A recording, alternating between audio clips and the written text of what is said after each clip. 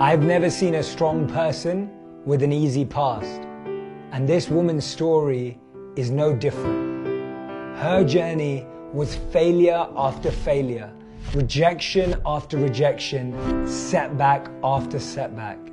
Let me tell you her story. At the age of 17, she was rejected from college.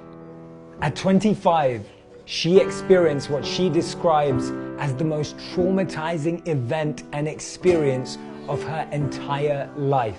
It was when her mother passed away after a 10-year battle with multiple sclerosis. At 26, she had a miscarriage. At 28, she got divorced.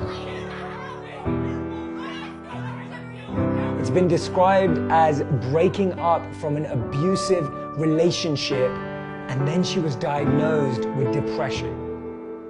As you can see, her life so far was not simple or easy, but actually it was quite the opposite.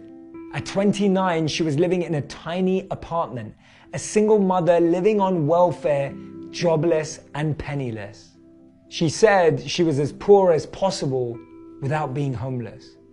In her 2008 Harvard University commencement speech, she said she was the biggest failure she knew. And at 30, after suffering the loss of her mother, after being rejected from college, after being in an abusive relationship, after going through a miscarriage and giving birth and being jobless and penniless in the UK, she wanted to commit suicide.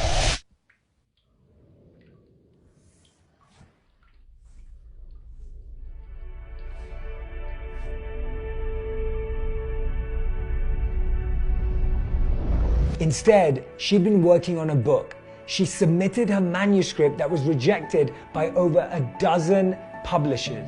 At 31, she finally published her first book.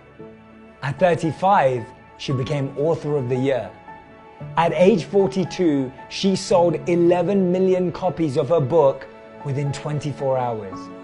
Her name is J.K. Rowling, the author of Harry Potter.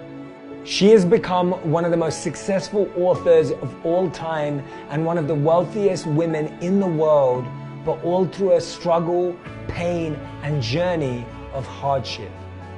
In 2006, she told a newspaper that most of her books are about death because of how she lost her own mother.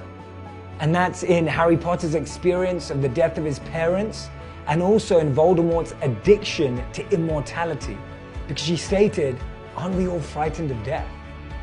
When we think we don't have time to be creative, when we think we feel pressure because of our workplace, we can recognize this incredible example of J.K. Rowling and how she was able to find creativity even when her life was crumbling.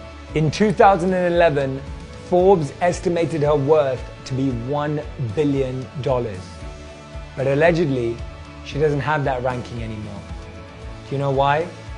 Because she decided to donate a significant amount of her money to charity.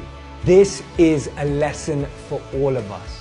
No one we admire, no one we are inspired by, no one that we take any inspiration from has got to where they are without rejection, without failure, without pain. And remember this changed my life.